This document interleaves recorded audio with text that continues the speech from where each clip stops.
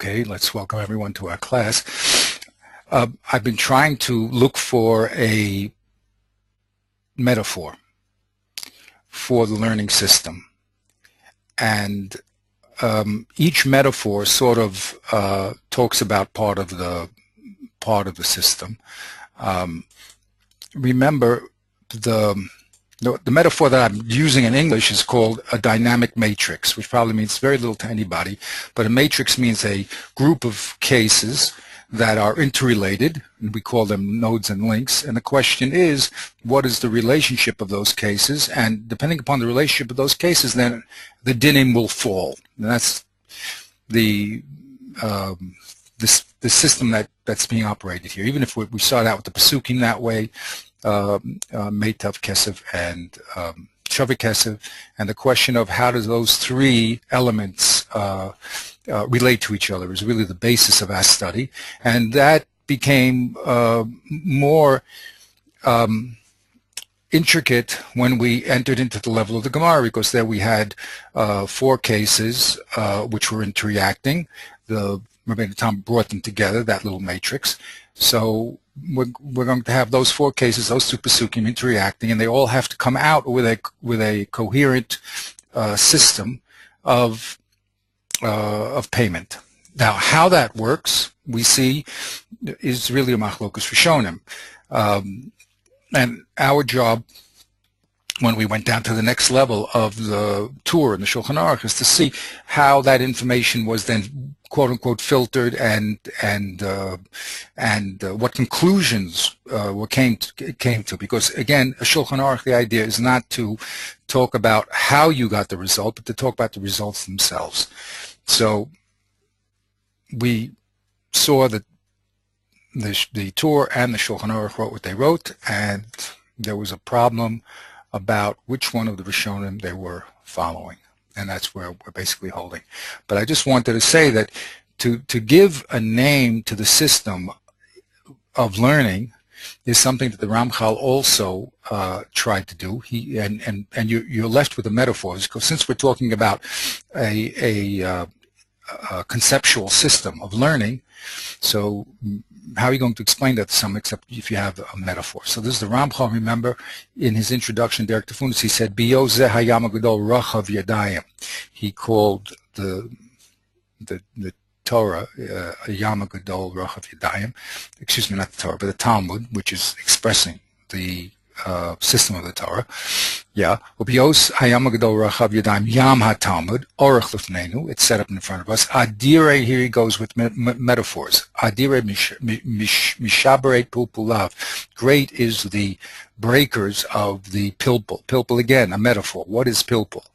Okay. From the word palpel, hot argumentation. Again, that's my idea of this dynamism, okay, of the interrelationship of the parts. So he calls the Gemara great breaking waves of argumentation, of pilpul.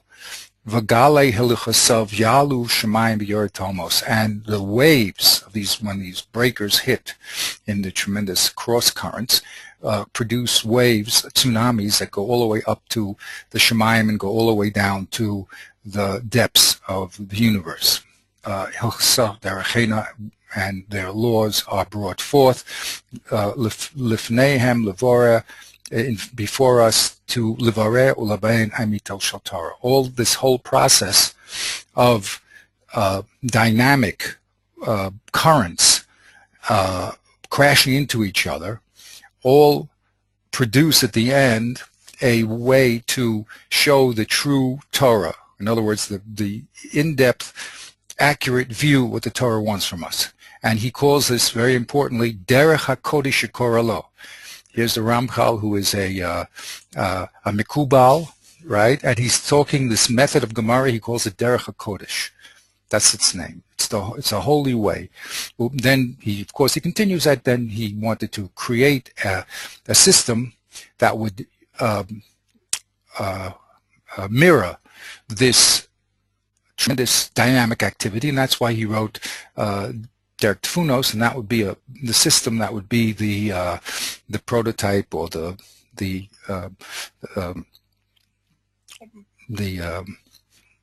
process, the overall process that would show that system.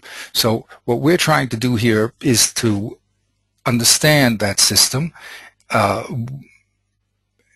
Now, the system, of course, is not simple, okay, and that's why he resorted to metaphor. But the metaphor is very interesting because there's what we call, in the ocean, there's what's called currents. Currents are these movements, and they crash into each other, and through the result of this interaction, we're going to get the halacha clarified. And that's what we're trying to demonstrate in this halacha, which is seemingly very small, just a few words in the Chumash, and we're trying to show how this dynamic matrix, that's why I'm calling it now, produces results. Now, of course, we explained that there's different ways of producing the results depending upon how you evaluate the cases. So that's the other important word that I want to bring out here in this class, is the word evaluation. Evaluation means to put value. Okay, so you have the various cases, but you have to analyze them and then give value to them. And the values you give, first of all, what you say is involved, and those, we call them nodes, and then there's the links to other cases, and the values you put, the relationship of one to the other, will, the way you set that up will produce your result. So what we've been looking at really is the interaction of four cases. The first case is mekachtos. I mean, that's recently what we've been doing, mekachtos, and that's going to produce a result in Baal Chov according to the Rach. It's going to link to Baal Chov on one side of the equation, and linked to the Rashbam, that's going to consequently link to Nezikin. So we're going to have these three cases, Baal Chov, Mekachtos, Baal Chov, and Nezikin, all being linked together by the Rashbam. Now, other people we saw want to split them off and say either that they're unique cases or that only two of them are equivalent and the third one is out. It's that matrix or constellation of cases. The way we do it is really how we're going to produce our results. Depending upon how you line up those cases, you're going to produce the results. Now, why is that? Because there's certain givens that we do have. I forgot to shut that off. One of the givens that we have, let me just get rid of my email. Okay, one of the givens that is that in our in a pasuk where we started with, which was Meitav Sedeh or Meitav Karmo, that in the Zikin we definitely have a requirement of Meitav Karka and not Beinonus and Zibros. Okay, so that's a anchor. That's one point that we know exists. Where it exists in the matrix is another question, but we know that in the Zikin there's a special requirement for Meitav Karka. Then we have in Baal Chov, we have, again, not universally, but let's say generally people will hold Baal Chov, the din is Beinonus. You don't have a din of Meitav, okay? Then we did this Gemara where, last time we met, where in Baal Chov there's a precedent of Kesev over Karka. Okay, we looked at the case if the Baal Chov has a debt to a person, he owes them money and he owes them Karka. It says Zev, and he doesn't have enough for both. So he does have enough for both, but just equally enough. So the money goes to the Baal Chov and the Karka goes to the woman. Zev Kai Dinner, Zev Kai Dinner. So over there, people want to learn that. Most Rishonim want to learn anyway that there's Kesev, a priority of Kesev over Metaltalin. So that's Baal Chov. And we have our Mekachtos case again, which is given that there's a precedent of Kesev over metaltalin. The question is, where does that fit in? Okay, so those are a few of our givens. The question is, how do we stack them, group them, so that the specific dinim of paying will come out? Okay, so we started this whole issue, as we remember, in Rav Huna in Daf Tes with Rabbeinu Tam. Okay, now he put Nezikin as a special din. He held the halacha like Rav Huna, which meant that Kesef and Meitav are given if you have them. If you have all three, they're given first. If you don't have Kesef and Meitav, only then you give metaltalin. That was his din in Nezikin. In Balchov, he said that you give Kesef first. Kesef, so then you can give metaltalin and karka, and there's no din of meitav there. Okay, then he said that mekachtos is equal to a balchov. He put those two together like this side of the equation over here. And then finally the case of socher, which you're not allowed to give him anything except money. Okay, fine. So that's how he started in that matrix. We had here variations by the Ri Hazaken and Rev Chaim Katz, and also the Nemuki Yosef brought us the Ramah and the Rambam. Okay, so the issue is not a simple one, but as a demonstration it's very, very important, because we're talking about these cases and we're talking about their links to each other, their relationship to each other, and the way we establish them will end up with our result of the halacha in each one of these cases. So, okay, without further ado, there's one other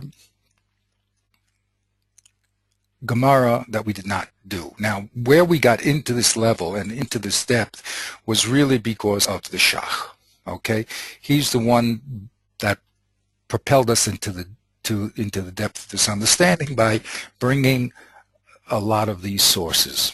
Okay, so now, Baruch Hashem, we've really accomplished at least a brief overview of the basic sources involved here. This Gemara of Rav Huna, there's two Gemaras of Mekach Tos, there's the Gemara we did last time together, which was Balchov, and now there's one more very critical Gemara that the Shach brings, and that's a Gemara in Daf Yud Daled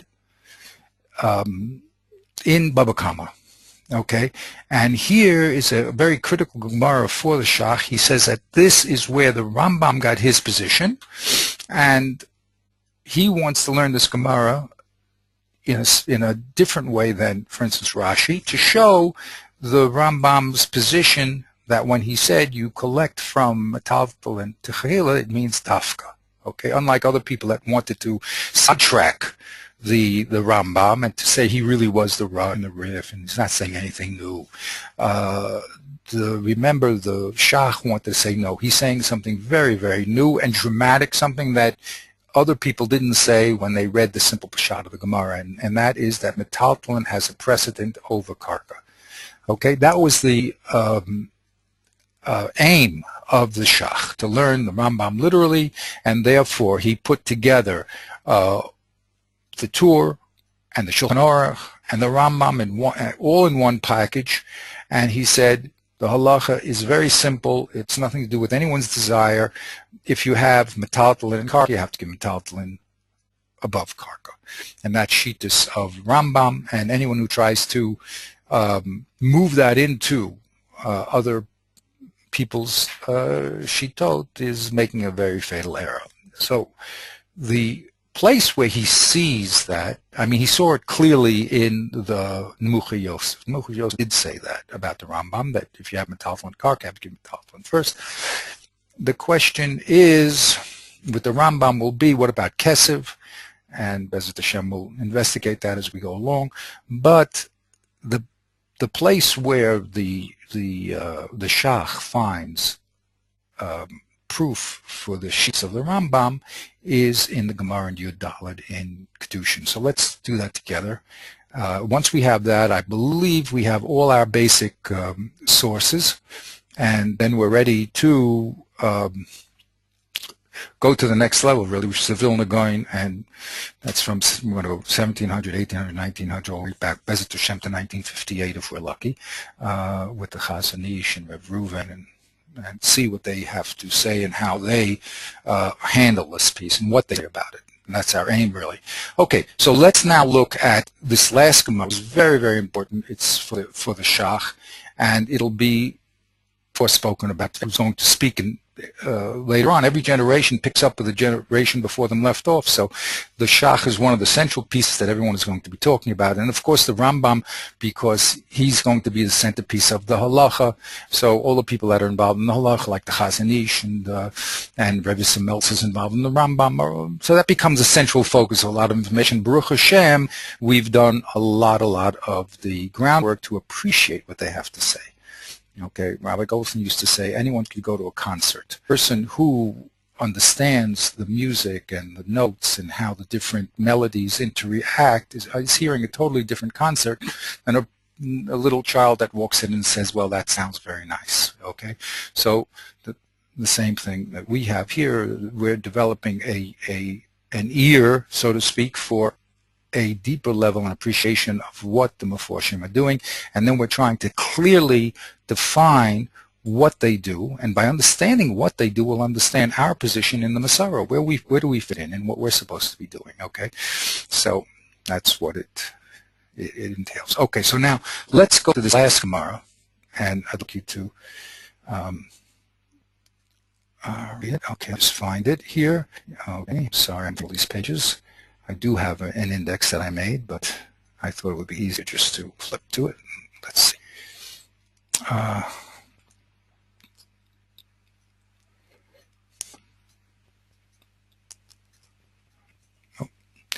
Okay, we're going to do it the right way. I'm going to go back up here. Let me just, yeah. Control up. There we go. And now we're going to go down to Baba Kama. Here we go. Shum Kesef. There we are, Baruch Hashem. Okay, so now I'll put you on the floor, and you can do this Gemara. This is Gemara Daf Yudala Amid Beis. One of those cryptic Mishnayos. Oh, really? 100%. Without the Gemara, and even with the Gemara, it's like, whew. I mean, no one would ever guess what this Gemara means without the Gemara. This mission means without the Gemara. Okay, Baruch Hashem, that's what we're here for, to understand. Shum Kesef, Shava Kesef, B'fnei Bezdin, Val Pi Eidim. So Shum Kesef and Shava Kesef, I guess means and. It doesn't say ooh, but I think that's what it means, right? Shum Kesef. It's good to start out. Whatever you say it means, it means. Whatever you say it means as a starting position. Okay? But it's very important to start somewhere. So, yeah. What do the words mean, literally? Shum. Shum means to, when you evaluate something. Exactly. So that's a shum, shuma. Right. Shava Kesef means something that's equal to Kesef. Good. B'fnei Bezdin. So this act of Shum Kesef and Shava Kesef, whatever it is, we're not too sure what it is, it's some sort of evaluation and the equivalent of money, is done in front of Beis Din. That's the first statement. Right. Okay? Val Pi Eidim. And it's done with Eidim. Right. B'nei Chayrin, B'nei Bris, V'hanashim L'chol HaNezek. Both B'nei Chayrin, and B'nei Bris. In other words, these Edom have to be B'nei Chorim, Jewish people who are not slaves, and they can't be Goyim, correct? It has to be B'nei Bris. Right. Okay, that's a din in Beis Din. Women are included in the halachas of Nizikin. Very good. Is a glamazik b'tashlumin of women, I guess. No, it's a different halacha. It just means that we're going to find a certain case where, believe it or not, the nizak is going to have to pay for the damage that was done to himself. Okay? Both the Nizak and the Mazik will be in the law of Tashlumin for Nazikin. Okay, there'll be a certain case where we're not going to give the Nizak his full money back, so that'll be like he'll have to pay part of it. What case it is, the Gemara will speak about it. Okay, so this is obviously, as you said, is an extremely enigmatic Mishnah without help. Not much you can do except there's some sort of Shuman based in, and it has to be done with Jewish people, and with Edom who are Jewish and B'nai Charim. And then the other two halachas had women included in the Zikin, and there's a case of Mazik and Nizak b'Tashlumin. Okay, so let's start getting into Gemara. Let's see, let's do this a little. Okay. Since we have our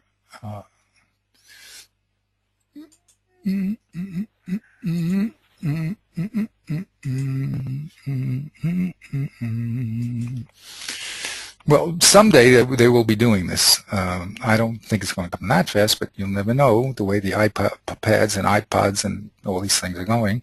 Well, when you have free time, take a look at a website called iyun.com.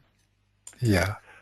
And the guy did a phenomenal job linking everything to everything. Wow. What is it called? I Daf Yomi? Daf Yomi. Wow. Yeah. Okay. Well, that's what's happening because... Yeah, it brings up a regular daf, and every link on the page is active. Wow. Art Scroll's doing that. Click on a Gemara. ArtScroll is not there yet because ArtScroll doesn't have links to Psukim. It doesn't have links to other Gemaras yet. Because it hasn't done the whole job, right? It only started the first few. That's how they do things. They put things out slowly, which is also very good. But I understand. It's completely linked, and it's also linked to audio shiurim, both in Yiddish, Hebrew, and English. Wow! He went through and they indexed the shiurim to the page. So when you click on anywhere on the page, it brings you to that point in the shiur. Wow. Gewaltig. Anyway, that's what's happening. I mean, that's Hashem gave a gilui of this material only so that Jewish people would learn.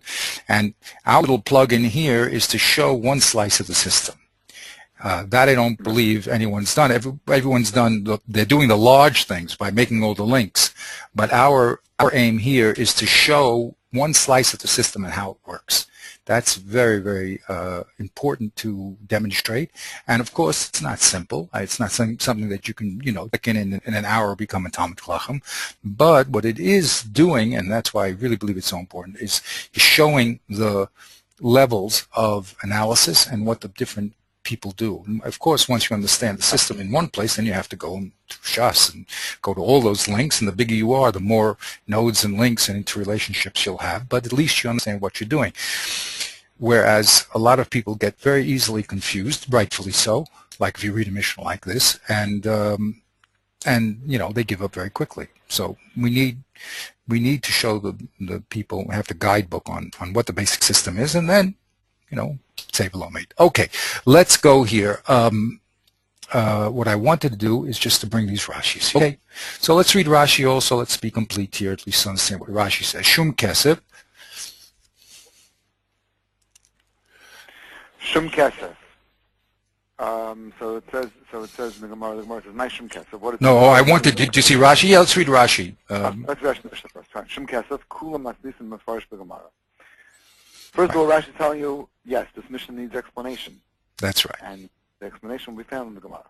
Exactly, because there's going to be different. There's going to be different explanations also. I don't think even if Rashi would want to. I mean, he could have. Sometimes Rashi does. We read in Dr. Gemara tell you the maskana of the Gemara. That would be an interesting thing. Where does he say Gemara Mefarish Lei, and where does he actually tell you conclusions? That's an interesting question, but. At this point, he says this discussion is going to be carrying on in the Gemara because it's obviously something that's not so easy to understand. Okay, let's go for it. Gemara. Gemara's first question. So the Gemara says, "My shum kesef." What does shum kesef mean? Amar Rav Yehuda, shum Ze lo yehe ella bekesef. So it doesn't really help you that much. Rashi helps us a little. Baruch Hashem. Rashi, shum ze shom nizakin. Okay, so now we know we're talking about the shuma of nizikin. You have to evaluate the amount of damage that was done. Mm-hmm. Rabbi Yehuda says should be with kesef. What does that mean? Let's see Rashi. Sheyu bezin shaman kama shavanezet mana or masayim the kach yishalim life.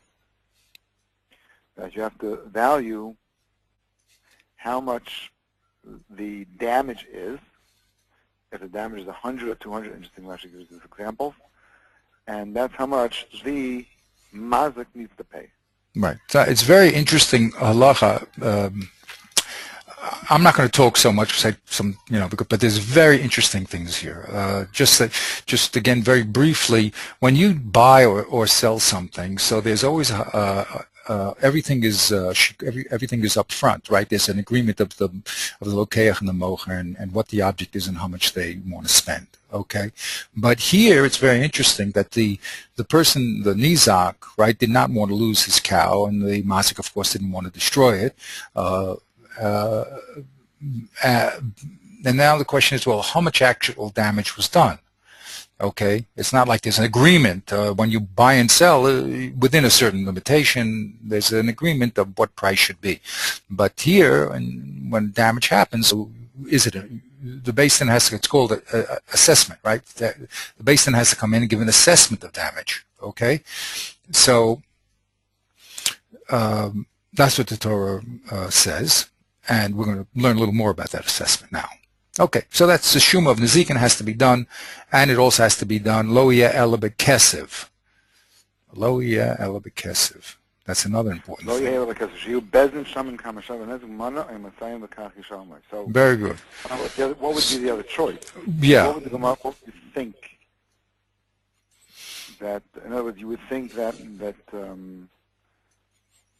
you need to. What would you think? You need to cause damage to the mazik in that amount? Okay, we're going to have an example right here of what the other possibility would be. So let's let the Gemara spell it out. Okay. Good question. Tanina. Okay, Tanina law. So Tanina, we learned in a brisa. Lahadutanu Rabbanan.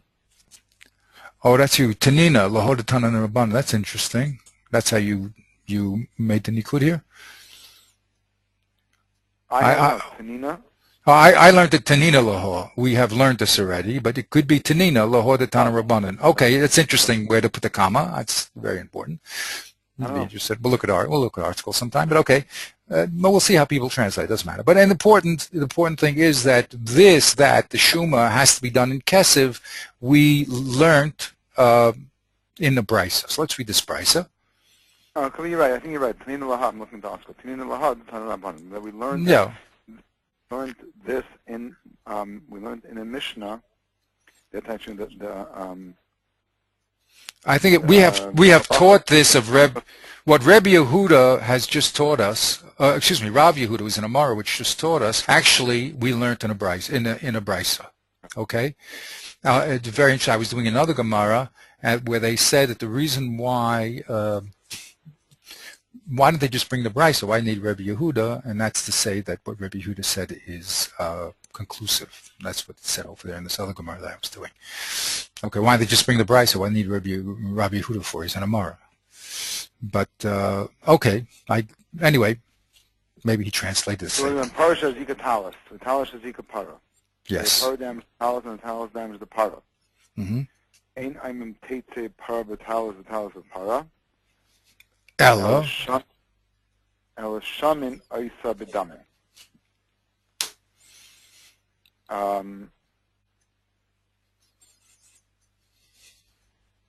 So we don't say that we say, okay, whatever damage the Talis did to the Para did to the Talis and the Talis did to the Para offset each other, and then nobody has to pay each other. Shamin Oisa B'Damin. You have to evaluate how much the damage was to the para and to the talis. Right. So it's very interesting.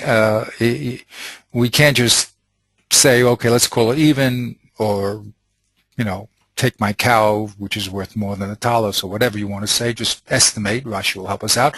But we actually have to take each individual damage. We have to assess how much damage was done, and then you pay the difference in money. Okay, so let's just see what that says. Let's see how Rashi that. Right. Okay, so let's see. Oops, yeah, parish is equal talis. Rashi, Tanina, Okay. Okay. Vishlamina. Oh, yeah, that's right. Sure. What am I saying? Yeah, isn't that interesting? What? Well, Rashi said it. Yeah, I'm sorry. Tanina, we had this taught. Rabbi Yehuda's made his statement, right? And then the Gemara said Tanina loa. So Rashi says Tanina. We learned Bimas Nisan in the Mishnah. Laha did Tan Rabban Abaisa. This at Rabban Torah in Abaisa. So it sounds like you would put the comma after the word Tanina, right? Yeah, that was the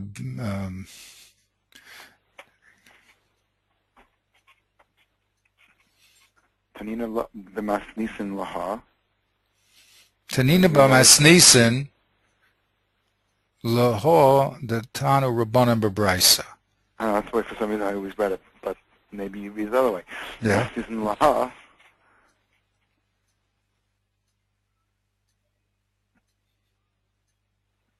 Anything we learned in the Mishnah. I think Tanina B'Mis Nisan, we learned the Mishnah as, that's how I translated, as what was taught in the Brisa. In other words, the Brisa is out. The Brisa explains what the Mishnah means. Right. And that's why Rashi says Ushmamine. Ushmamine the Brisa Ikar. Which I think means that whatever you're going to say Peshat in the Mishnah is on your own, right? We have a brisa that explains it, and the reason why the Gemara is bringing it is to tell us that the brisa's interpretation is the Iker, not any other understanding you may have. That's how I understand it. Okay. Okay, so Rabbi Yehuda said the Shuma in the Mishnah, right? Oh, because, you see, it said Shum Kesev, which meant that the Shuma has to be done with Kesev, right? It can't be done, as we're going to see in a second, as a trade-off between the two parties. You have to go to Beis Din, and each individual damage will be assessed. Let's read Rashi. Lo Tinina, Parak Shehi Zigtalis.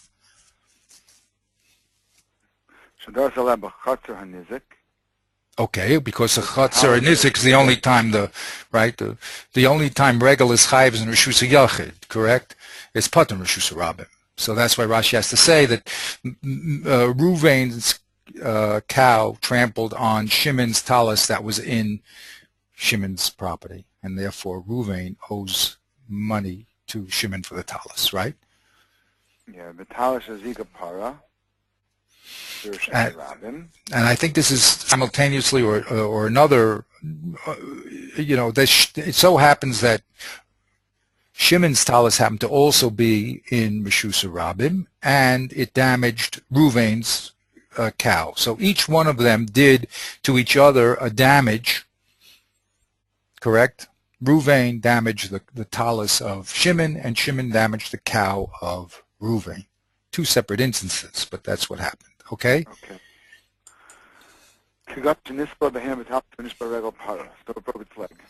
Okay, because that's a boar. The talis is a boar in Rishus Rabbim, and Rashi has to explain why Shimon is chayiv on the talis, because he put a mikshol in Rishus Rabbim. Okay, very good. Right. Now, this is what we don't say. Go ahead. Rashi. So, ein aymin teitzei para b'talis. You don't say yital es hapara shehizika talisai. You don't say that yital es hapara shehizika talisai v'loi tehei nishumis elahein chas v'hein yasiyat lena. So you don't say that the one whose talis got damaged should take the para. And man, let's call it quits. Right. No, let's just call it quits. Taken. Right. I don't know why you have that havamina, but maybe, yeah.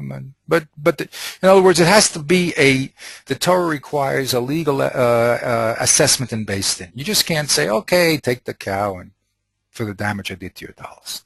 Right. Okay? It doesn't work that way. You have to go to based in. Mm-hmm. Shaman and the zaken bekesef. Mm-hmm.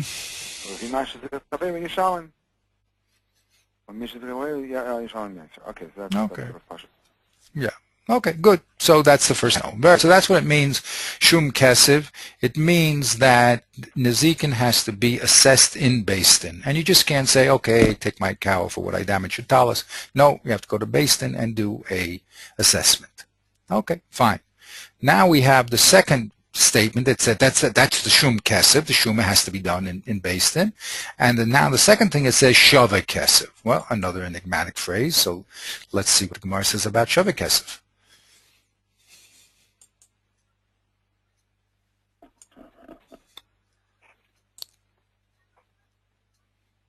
Shava kesef. The Tanu Rabbanon. Shava kesef.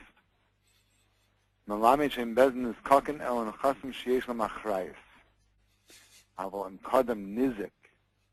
The Tafas Nimetalplan Bezin Goivin Lai Mehen. So the word Shava Kesef is indicated that Bezin can only force the Mazik to pay with Nechasim and Achrayis. But if the Nizik went and he grabbed Metalplan, Bezdin takes it away. So the Nizik took Nechasim, which are not Meshubit.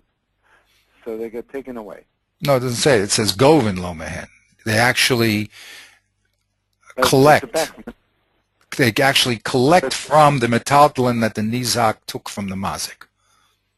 Oh, so Bezdin Govin Lo Mehen, if they use it for the collection. Okay. Exactly. Very strange. It sounds like the Wild West, but that's what it says. So here, again, a very important bell should start ringing. This is the bell that rings in the mind of the Shach.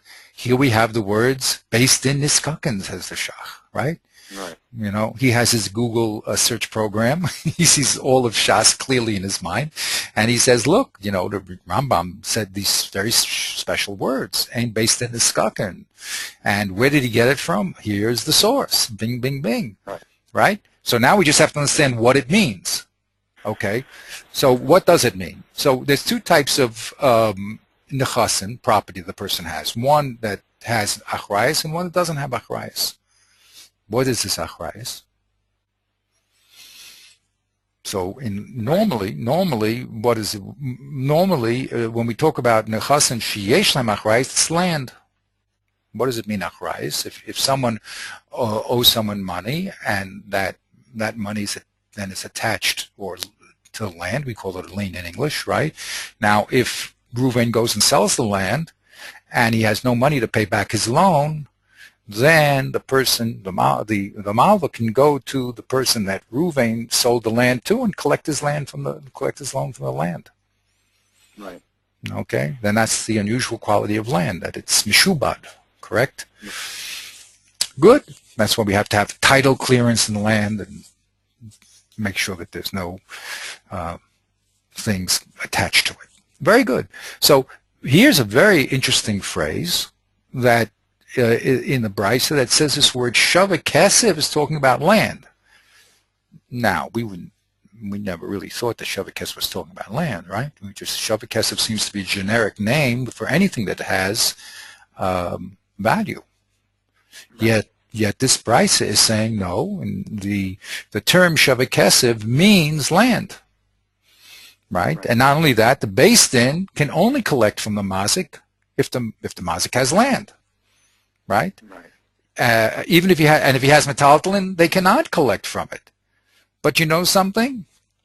We have a Wild West situation that if the Nizak would go and rip off some metaltalin from the mazik and bring it to the Beis Din, we say, now we can give it to you.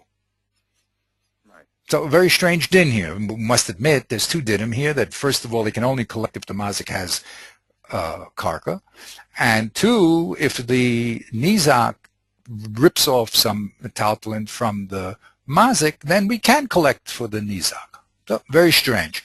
So this is what the Gemara now is going to, that's what it means. Shavah kesef, shum kesef is shavah kesef. The Beis Din can only collect from land, and the nizak, if he rips off metaltalin, the Beis Din can collect from it. Good. That's what it means, shavah kesef. And now the Gemara is going to investigate what that brisa means. Okay? Omamar. Shavah kesef. Melamed shein Beis Din is kaken elon chasim sheyesh lahem achrayus. My mashma. How is that mashma that? Okay. Well, first of all, what did Mar say? Oh, excuse me. The Gemara just repeats. I'm sorry. Omamar just means that the Gemara is repeating the first stage of the brisa, right? And now the Gemara has its question. My mashma. My mashma. How is it mashma that shavah kesef means that Beis Din only collects from the chasim sheyesh lahem achrayus, meaning exactly. Amar Rava Ba'ula davar hashave kol kesef, because davar, the word shavah kesef means davar hashava kol kesef. My nihu, what is that? What's something that's worth all kesef? Davar she'ein lo ayna, something which you cannot overcharge. Right. In other words, land can be called shavah kesef, because according to Rabbi Ba'ula, it means land is worth anything you pay for it. How do we know? Because there's no din of overcharging in land. So whatever deal you made, you can't go back. You overcharge me. If land is a very interesting item, right, that it's worth what people are willing to pay. There's no real market value, right? That's why, here in Beit Vagan, we have people coming left and right with cash, knocking on doors and saying, we'll give you anything for your apartment. And they do. It's really not worth that. I mean, it wasn't worth that until all of a sudden there was a tremendous problems in France, and Hashem has to shake the Jew people out of their comfort, so he makes problems in France, and he shakes them out, and they come to Beit Vagan, Baruch Hashem, which means my rent goes up. But that's the way it goes. I'm sure in Harlem it also happened, right? All those poor black people were living in rundown homes, and all of a sudden, whoops, they became worth a lot of money. That's what's happening in the city, Baruch Hashem. Okay, but that's the quality of land. You can't say that there's a fixed price because it's very fluid. And if a person needs a place, he's willing to pay quite a lot of money. And also the person who is in the place is not so, usually not so free to get rid of his place. He doesn't want to be homeless, So it's a very undefined item.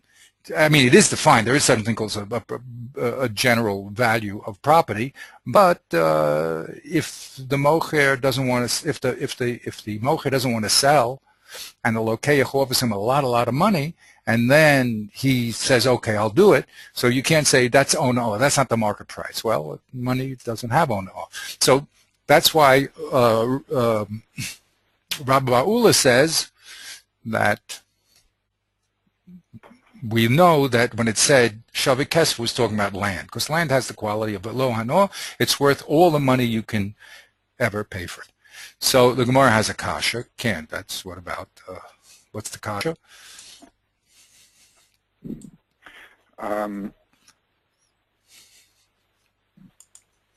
Abo. No. Avodim v'shtaros. Avodim v'shtaros nami. So the question is, that Avadim and Shtaros also don't have Aina'ah. So if that's the case, they should also be called Shavah Kesef. Exactly. Very good. Okay, let's read Rashi here a little just to be complete. This is very important to hear these Rashis. Shum Kesef, Shavah Kesef. Yeah. Koloma Shavah Kesef for alone.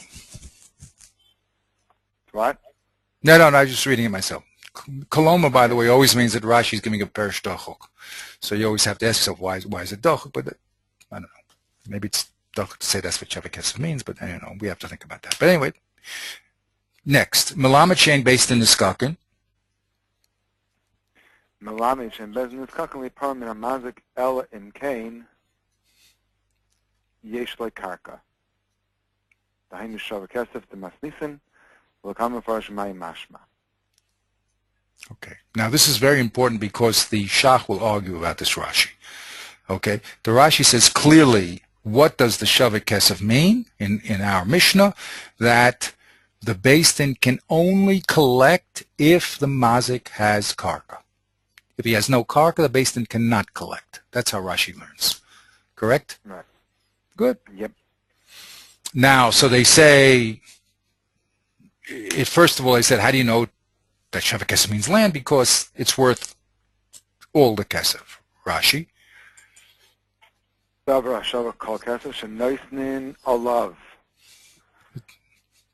it's worth all the money you pay for. All the Kesef you pay. That's an interesting Right. way of putting it. Isn't words, it? If you were overcharging on metaltalin, then you're paying money. It's not Shavak the Kesef you're paying. Right. Exactly.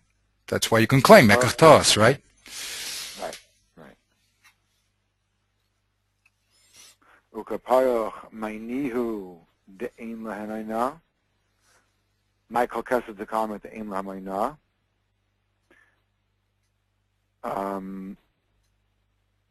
Shafilu Kanan B'Yosim Edmeyan Shtus Ein Mechel Chaylach Zelay Kede Aminan Perkazav Habadim Vashtaris Vakakaisim Mayna Afilu Kanan B'Yosim Edmeyan.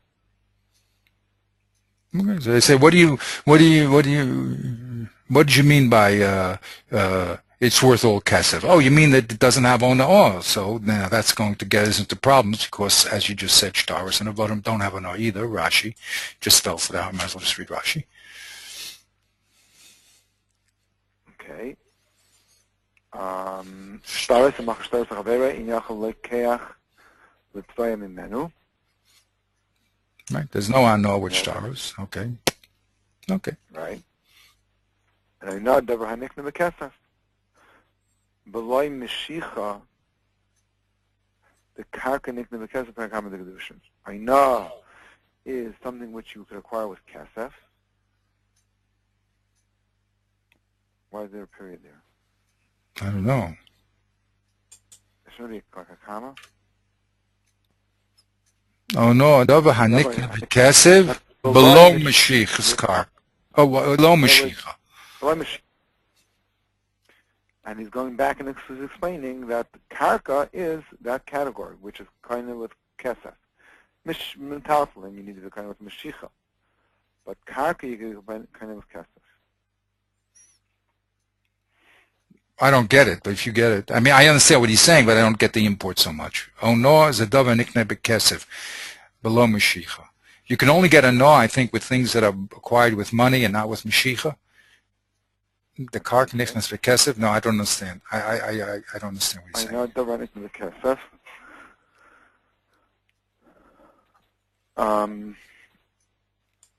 Davar she'ein la'ayna shtaris.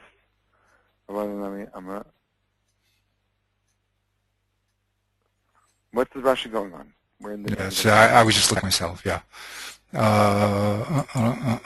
So it says like here, davar she'ein lo b'noah, davar she'ein. Oh, my nihu. What does it mean? Things which don't have a noah. Excuse me. What are those things that are worth any money you pay for it? Those things don't have ona, right? What are the ona? Davar hanikne b'kesef below mashiach. Yeah, but why? The karka nikne b'kesef. Oh, I think what he's trying to say is the havamina, that it's karka. Why doesn't karka have ona? I don't know, because it's not. I don't know. Okay, let's leave it. I just push it.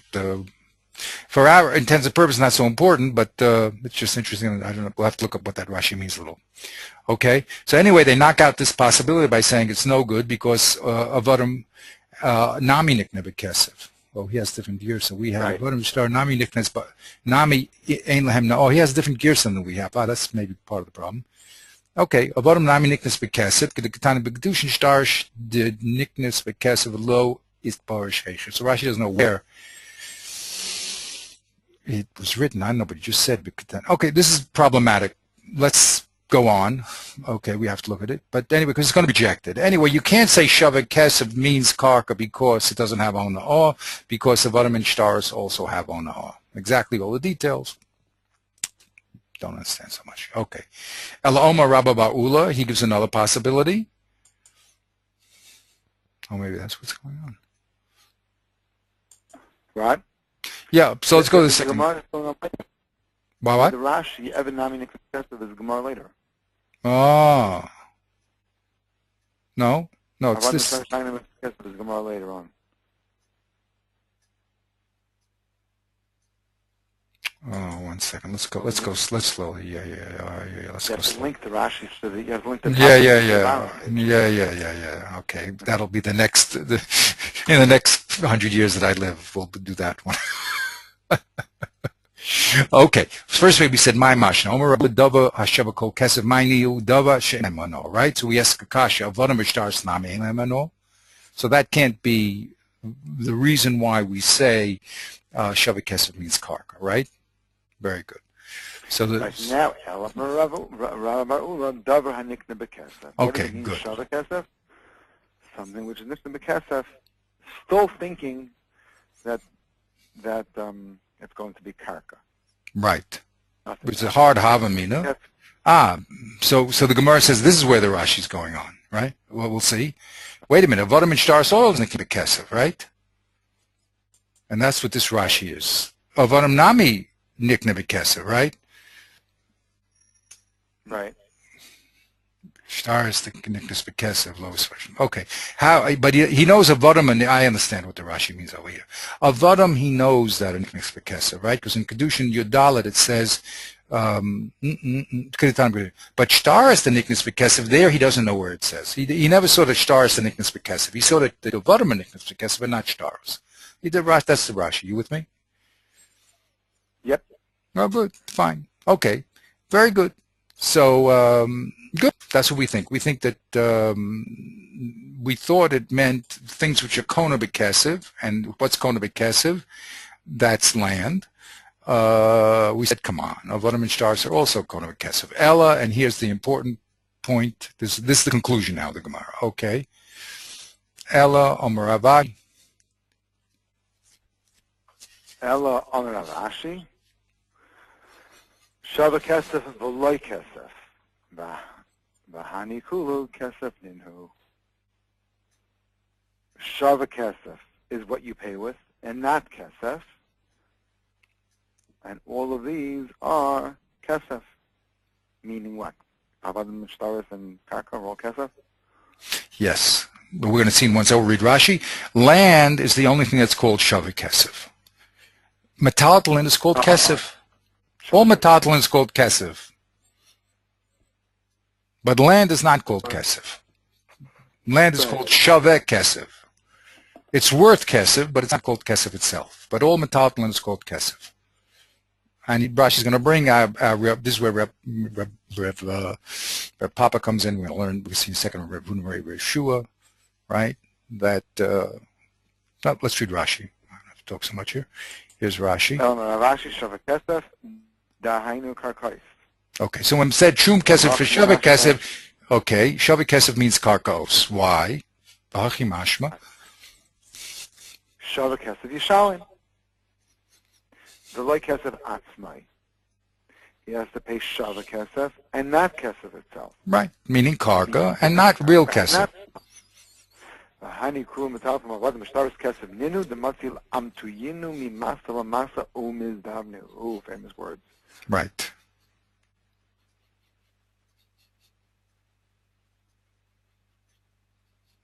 Because he has the ability to bring them from one place to the next. And that's the word. Oh, Rav Papa and Rav Huna Rav Yeshua. That's it. So here we see, according to Rav Ashi, which is very good. Rav Ashi is way down at the end, by the way. It's very important. Also, remember our Basroi business, okay? Right. So they're really Basroi, and here in this Mishnah, quoting Rav Papa, Rav Huna Bar Yeshua, that metaltalin is kesef. Okay, of course, it's not. It's not the metal kesef, but it's considered like kesef because you can convert it into kesef so quickly that it's like kesef itself. Right. Right? Very nice. Very nice. But karka, it takes a long time till you get your kesef. You only have a few people hanging around there. Maybe they don't want to buy it. Maybe they'll play with you for the price. Who knows? You know, you're limited in the demand.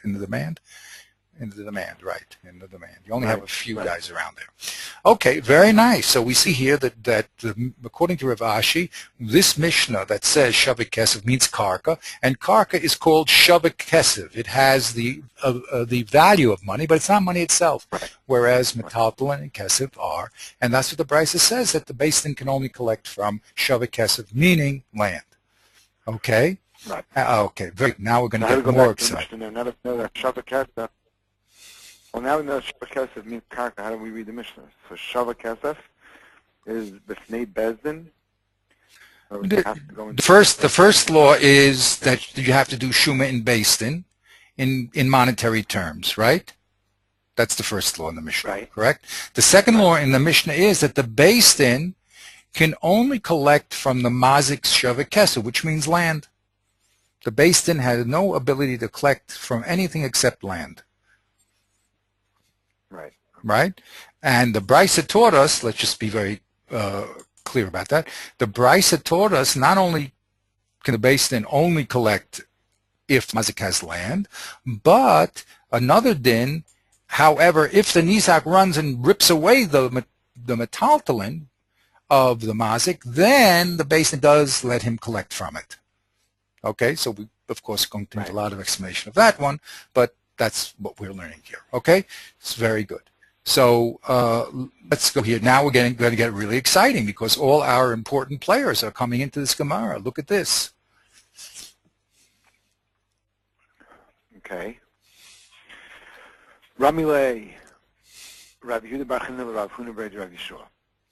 Tana. First of all, who was he bringing this contradiction to? Rav Huna Bar Rav Yeshua. Oh, remember? Rav Papa and Rav Huna Bar Rav Yeshua, right? Here's that famous couple. Right. There he is. There they are. So Rav Papa's not here. Rav Papa's not here. What happened? I don't know what happened to Rav Papa.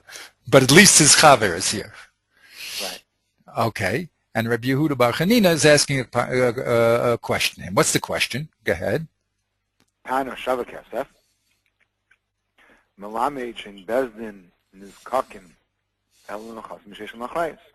That's what we just learned in the Brisa, correct? Right. Good. Now here's the kasha. Anya, we learned in another Brisa. Yashiv l'Rabbi Shavik Kesef afilu subin. So you have a rumiyah because it says in one Mishnah, in a Mishnah it says that you pay only with karka. And in the Brisa it says that you pay with also Shavik Kesef afilu subin. So we have a stira. We have a direct contradiction. Right. Answers, and of course the famous way of saying we're going to be talking about a particular case. Biyasmi. We're talking about Yisayim. Now which one is talking about Yisayim? Very good. Let's read Rashi. Okay. Okay. Shavik Kesef afilu subin alma de metaltalin nami gavinan lenizakin. So you see that you also collect metaltalin from nizakin. From exactly. For nizakin, yeah. So right. Now let me just move that up a little. Okay. I knew that would happen. Just 1 second.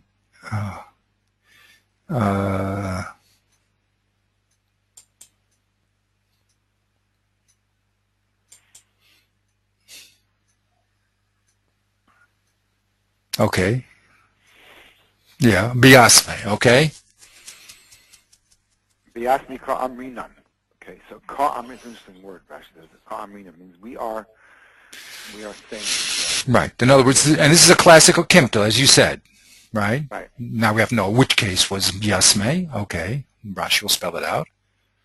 The ishavak lavuena mazik mikarkai, if the father of the Yisainim, who is also a mazik, leftover karkais, gavi minayu, the nizik and bezin will collect from those karkais. Aval mi mitaltali loy, the mitaltali diasmi la mishtabil malchais, equal nemalachem yitzavi and kan.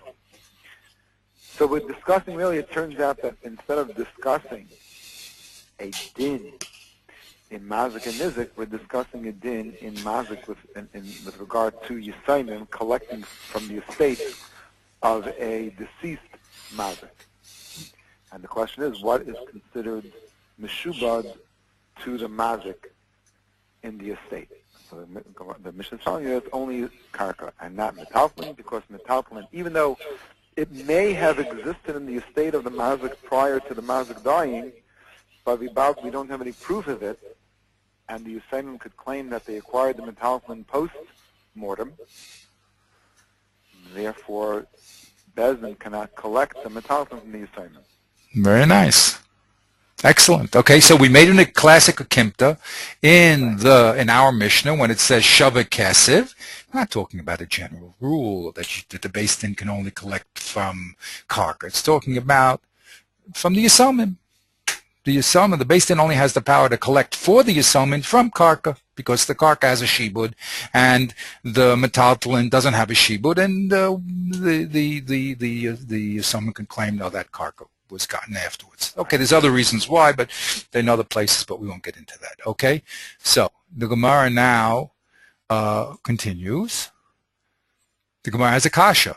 Imba biyasme. The Gemara has a kasha. Ibiyasmi ema seifa. Mkadam nizik. The tafas metaltalin. Bezin gaivin le mehen. Ibiyasmi amai bezin gaivin le mehen. If we're talking about Yisayim in the Rishon, we have to be talking about Yisayim in the Sefer too. And in the Sefer it says that if the Nizik, or the Mazik grabs from the Nizik, again, the other way around, if the Nizik grabs from the Mazik metaltalin, then Bezin will say that the Nizik could use those metaltalin as a payment for the damage that the Mazik did. But if it's Yisayim, why should the Nizik be allowed to keep the metaltalin that they grabbed from the Yisayim? Yes, there was no shibud. Yeah, but we don't know if there's a shibud, so maybe you should say, how much Mechavelav. But there's a marikama. Okay, now we're going to get into the whole limit, right? Right. Okay, so simply speaking, there's no shibud, simply, right? There's no shibud, and there's no shibud, so Bezdin can't write. So when he grabs it from the mazik himself, so even though the din is that to pay with karka,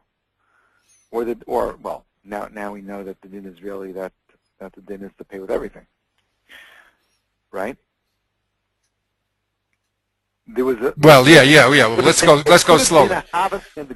Let's go slowly. Could have been a having in the Gemara that the din is that the mazik only has to pay karka, but because we brought down, we have a brisa that says yashiv, and the Gemara is answering yes. That brisa of yashiv is a valid point, and therefore we have to change the case here.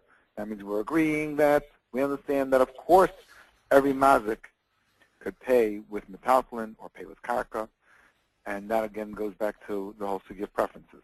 Our mission is discussing whether or not the nizik could collect and what he could collect after the mazik dies. Right. Let's look at the sefer. if the only thing the nizik that's collected after mazik dies is karka, like it says in the Reisha, so then why should Bezdin have any right to allow the mazik, the nizik who grabbed, to keep it? Right. Excellent. What's the teretz? Kida Omar. Rabbi Nachman, Shatafas Mechayim, Hachanami Shatafas Mechayim. So now we're saying like this. The the nizik grabbed it while the mazik was still alive. Because the mazik got so upset he died or whatever. He died immediately, even before Bezdin was able to paskin as to whether or not the nizik is allowed to keep the metalton that he took. And now the Yisraelim are coming to Bezdin together with this nizik and saying, you grabbed it from our father. It's part of our estate. We want it back from you. And the nizik is claiming, I grabbed it on behalf of payment for the damage that your father did. And Bezdin will say, since he grabbed it when the father was alive, he could keep it. But of course, had the nizik grabbed it from the mazik grabbed it from the estate of the mazik after the mazik passed away, of course the nizik would not be allowed to keep it because it's not meshubed, only karkas meshubed. Beautiful. Beautiful. So, what do we learn simply from here, from the normal case? However, in other words, this mission is talking about a particular case of Yisomim. There, the Beis Din can only collect from Karka. And we have a prat din when they can get metaltalin. When the father was alive, they grabbed it. We have a whole intrigue about that. Fine.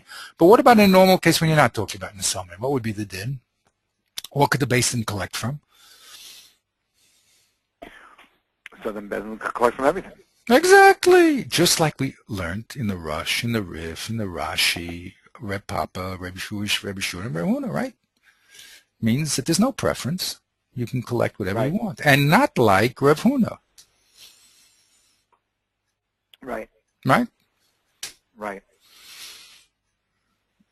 Now, the Shach, if we have some time, or I don't know. The Shach now is going to... Oh, very good. So now we're going to read the Shach. Rabbi Sai, here it is, the grand finale. The Shach is now going to take this Gemara, which we learned as a beautiful raya for the Rush, the Rif, Rashi, even Tosfos. He doesn't hold like Reb Papa, he holds like Reb Huna. But everybody, it seems, if you read this Gemara simply, if you're holding Reb Papa, Reb Yeshua, and Reb Papa and Reb Yeshua, what's his name? Reb Huna, Reb Yeshua. You're going to say that the normal mazik, there's no preference. See, the mazik can pay what he wants, right? Now we're going to get exciting. Now the Shach is going to reread this Gemara and, as a raya for himself. He says, wait a minute, you got to say that the Rambam got the Gemara from here, right? Here's those magic words that say, Beis Din is skuckin. Now I'm going to show you how the Rambam read this Gemara, and it's going to be a beautiful raya that you collect from a Talmud before Karka. Wait a minute, we didn't see that. Well, that's because you're not the Shach. Ready? Right. Okay. Yep. It's unbelievable stuff here.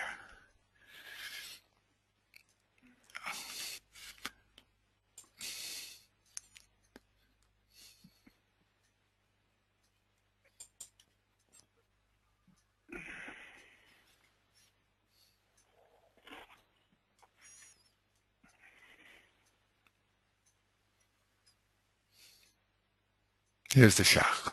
Ordinarily, Kain Ika Mimaida Gasina B'Shas. Okay, you're on again. This is the Shach, the same the piece we're learning. Wants to prove that the Rambam means dafka. Mimaida Gasina B'Shas. Piska de Shava Kesef. Ramile Rabbi Yehuda Bar Chena, Rav Huna Beit Rav Yeshua, Tana Shava Kesef, Kekesef. I put that in blue because that's not the text that we have. Right. I always just said Kesef Lamam and Chain Beis Din. Okay. Right. I'm just happy.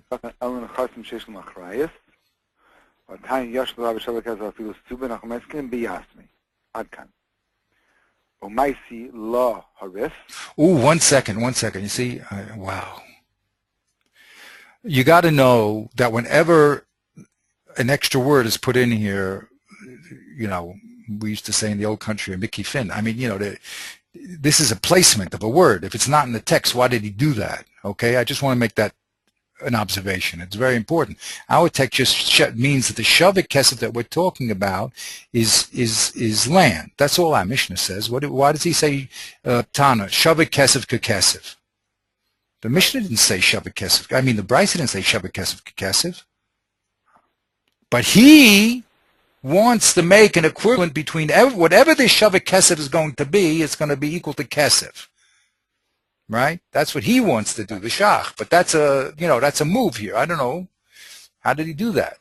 Okay. But anyway, that's what he did. So anyway, the word shavik kesef, he does quote accurately. Mulamachain based in Niskakan Elo Nechasan Sheish Lemachrayas. That's what they said. Then there was the Kasha, the Haitanya. And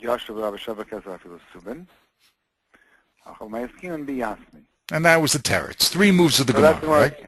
That we're talking about Yasmi, and the din is the chiddush is that after the mazik dies, the nez can only collect from karka, which is meshubed b'achrayas.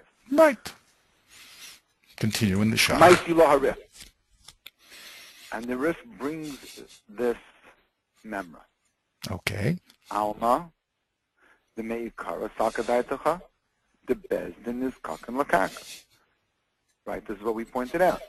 That in the Havamin of the Gemara, before we understood that the Mishnah was talking about Yisayim, there was a Havamin of that Bezdin goes and collects only, now he doesn't say the word only, he says Niskakan Lakarka. I think we have to understand what to mean, like we saw in the Havamin, that Bezdin collects only from Karka. Yeah. Umasik, and the Maskana therefore is that the Havamin doesn't apply anymore than Niskakan, Ligvais and Metalflin. That Bezdin could even go collect from Metalflin. And this that it says in the Mishnah there, that you can only collect Karka, that's because it's talking about Yisayim. But of course, everywhere else, that does not apply. And what the din is that Bezdin could collect either from Karka or from Metalflin. The ein suffix shabemikan haitir Rambam estiburim v'hainu shekasav k'shab Bezdin is kakin. Now we have to be very careful here because the Shach wants to learn. The Rambam said keshabestin is kakin ligvos in the zikin. What does it say? Interesting language. Keshabestin is kakin. Since when? Yeah, but it says govin min atalton lechatchila. That's what the Rambam said. Now we didn't see that. The way you just explained it, the Havamina was the Beis Din only collects from Karka. The answer is that no, it collects from Metaltalin. Right. Okay? Meaning Metaltalin and Karka. But he has to learn, if he's going to be the Rambam, that the Maskana is he collects from Metaltalin and not Karka. That's what he's going to have to say. But he's writing very, very, quickly here, But okay, let's see. But anyway, he says that's what it means. Right? Because you're based in Niskaken. Kasavashin Niskaken, Kolashin Ashas, right? The Ram wrote this language of Niskaken just like the Shas here. Yeah, this is where he's going to get his din. The Rav Hamagid Lehedya, the Perak Ches, Mehelchas Nizkein Mammon. And this is, and so the Rav Maga wrote the Beferish, and Perach Ches Melchas Nizkein Mammon. Kishe Bezdin Nizkakin. What did he write? Mevor Parakam Besugi Al Piska Deshava Kesef. So you see that the Rav Maga is also agreeing that the language of the Rambam is taken from the Sugya of Shava Kesef. V'chein. I'm just going to move it up a little. Maila, how are we supposed to say? It's supposed to probably say, and so too there is such a machlekes amarim earlier on in the parak. That's Reb Papa. That's Reb Papa and Reb Huna. Yeah. Right. Or pasuk Reb Beinu Reb Papa Reb Huna Reb Yeshua. V'chein das halacha is ad kan l'shayna. So he's saying, go ahead, stop. So that was the quote from the Rav Magid. The Rambam took his halacha from our Gemara right here, Yud Dalet to Shava Kesef, right? Right, and he's saying That and it comes the source, I would say, right, comes from this Machlokas Hamarayim, right. and Rabbeinu, who is in this point the Rambam, is Pasak like Rev Huna B'Rei Rev Yeshua, Right. V'chein Behilchas, and that's what the Riv says also. So you have to be very careful. What the Shach is going to do here, I'm just warning you, he's going, remember he had this whole mahalech in Rev Huna and Rev Papa. He held that really there was Rev Huna held Kesef first, Metaltalin second, Karka last, and the only thing that Rev Papa was arguing with was that Kesef, that Metaltalin is not last, it's equal to Kesef. But he agreed that Metaltalin is greater than Karka. He had a special way of learning that machlokus.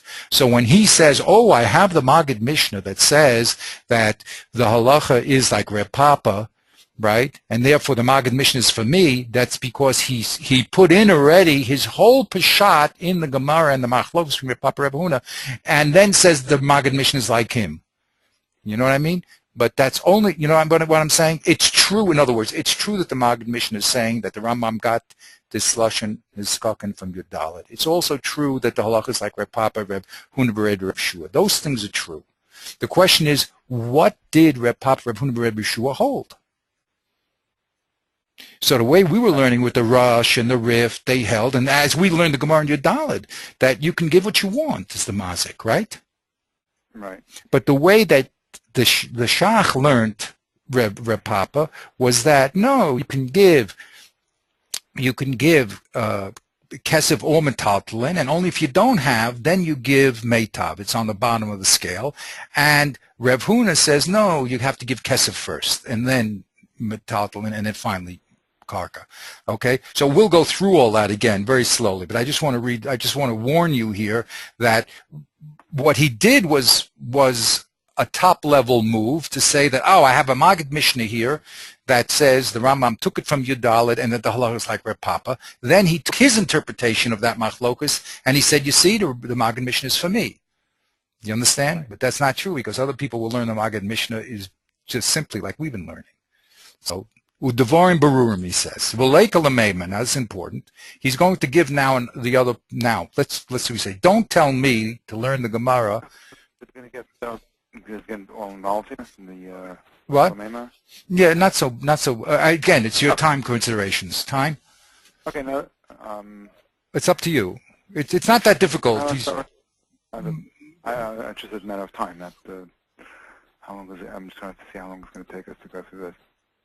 Oh, that's it. It's only a few lines. Okay, let's see. Let's try. V'leika l'meiman. Yeah, v'leika l'meiman. The meikara saka daitacha. The nizkakin l'karka. The nizkakin l'metaltalin klal. And you can't say that in the Havamina was that the mazik, the nizik gets karka. And he does not get metaltalin at all. Afilu ein karka. V'chein mashma l'chera mi pirish Rashi. Shekasav ein bezin nizkakin l'par min hamazik elam kin yesh l'karka.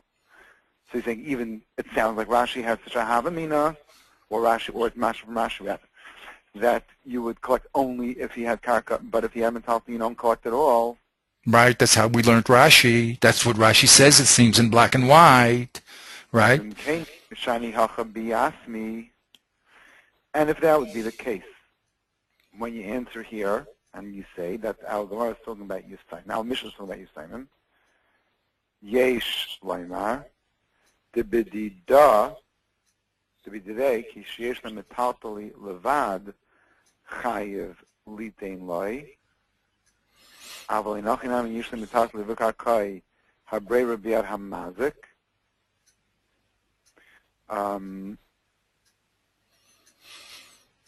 So what is he saying? That okay, now that we're answering, you asked me, so if you have this havamina that you would pay only with karka, not with metaltalin, so then it would come out when you answer the yasmi, then you would say that if he has only metaltali, he would be chayiv to give him metaltali Why is that?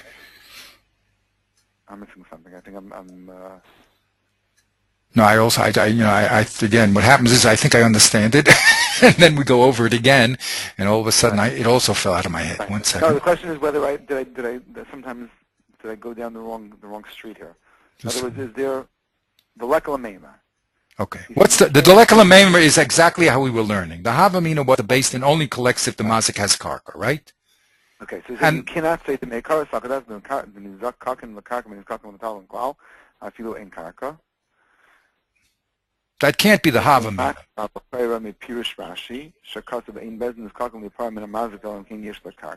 was the havamina according to Rashi. Only if the mazik has karka can the Beis Din collect. We're not talking about Yisomim. We're talking about the starting position. Starting position was the Beis Din cannot collect from a mazik unless he has karka. That was the starting position. Right? So this is all part of the lekala mema. This is exactly. Then you would have to say yeshnam debididei k'sheyeshnam metalpli levad chayav litain loy. In other words, when there's no yasain, and we're talking about the mazik himself, debididei means the mazik himself, then when he has metalpli alone, he would be chayav to give him metalpulin. In other words, that would also be part of the havamina maskana. In other words, in the havamina, before we answered yasmi, then we give only karka. Once we answered yasmi, then it comes out that if he doesn't have karka for himself, he gives metalpulin. And that's what would come out. Exactly as we learned, right? In a normal case, if he had metalpulin and karka, he can give what he wants. Of course, if he only had metalpulin, then he would give metalpulin in a normal case. But if he had metalpulin karka, he would, right? Right. So he's saying you cannot say this whole pshat. And this is why. This would be a pshat. No, I know, and this is why you can't say that pshat. Right. Why? You can't say pshat.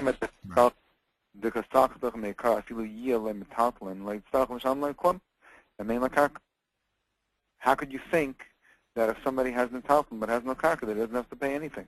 Why would you think he's potter completely? He has metalpulin. Because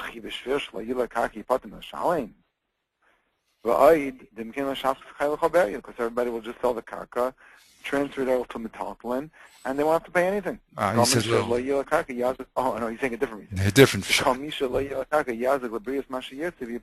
don't know why people would do that, okay? I know. That's people always ask, what, everyone's in Russia here? I think yours is nicer, but you didn't say it. I like your.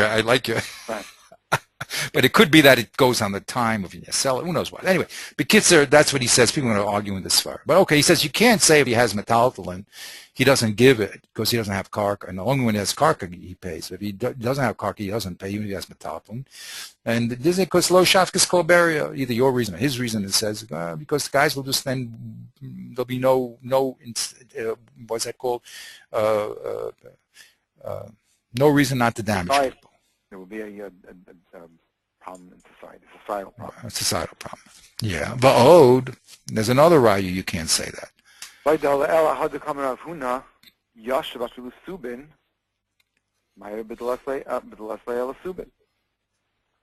Huna said that Yashiv is coming to include Subin. That would have to be talking about when he only has Subin. So Parich, either Laslay Pshita. So the Gemara says if he only has Subin, it's obvious that he would have to pay. You don't need a pasuk for that. Right.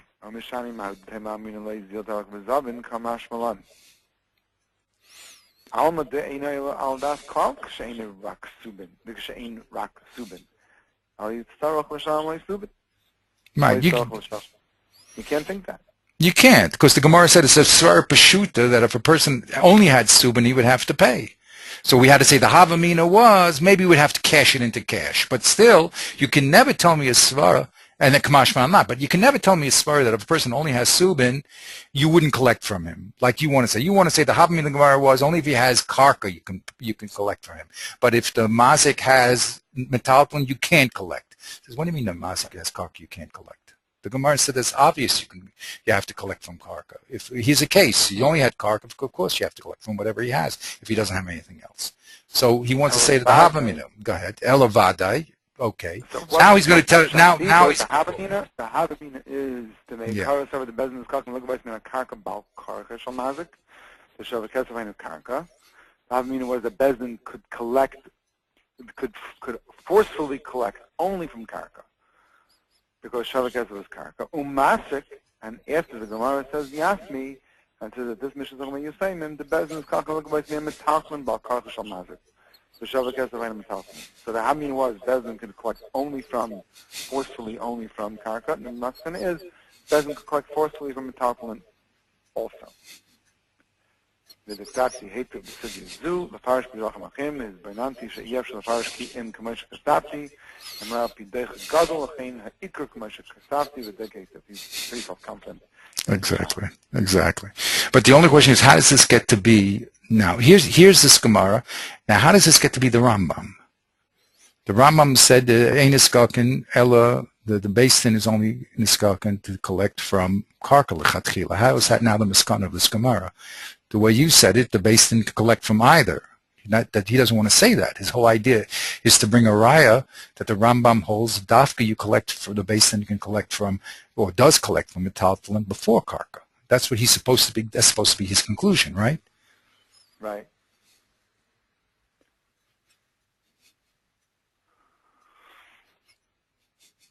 So he has to learn not either, he has to learn exclusive. The Havamina was that the Beis Din can force the mazik to give karka first, and the maskana has to be that the Beis Din can force the mazik to give his metaltalin first. That's how you have to learn by him. Okay? Besteda. Okay. It really is gewaltig. Now, what we're going to do next time, what I want to do now, is start the last series, which is the Achrei Achronim. We're going to go into the Gra, and then we're going to go down the line. Okay, so I'm going to send you my, draft of all those Meforshim, and we've got the base cases down. I don't say that we've got them 100%, but as we go through it again in the light of the Achronim, they're going to set up and explain and also attack various parts of this Ma'areches, okay? So we're all set up. We've seen all the information, and now we're going to see how the Achronim handle all the basic raw material that we just discussed, okay? Okay. All right, so I'll send that over to you. Have a great day. It really is. Okay. Baruch Hashem. Okay. We'll see you next week, Bezat Hashem. It's going to be Hanukkah. Now, what's going to be with Hanukkah? Hanukkah. I think there's enough time after. Start a little bit earlier, a little bit later, whatever. What Shkia is, I have a great calendar now. Boy, I downloaded a freeware calendar. Beautiful. So let's see, the 12th, and it tells me that Shkia is at 4:36. No problem. Shkia is 4:36. So when are you gonna light? We started. I light before. Oh, 1 second. Oh yeah. I'm looking at 6 o'clock. Going. Okay, what are we gonna do?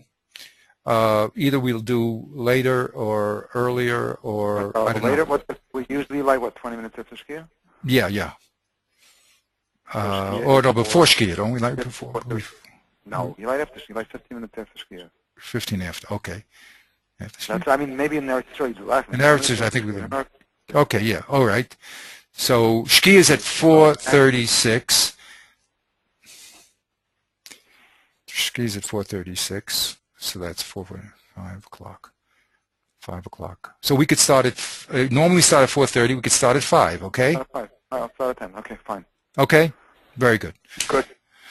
Okay. I'll send you the next document, and have a great day, and Baruch Hashem, we're moving along. Okay. Call 2. Okay. Speak to you next week, Mr. Bezat Hashem. Bye-bye.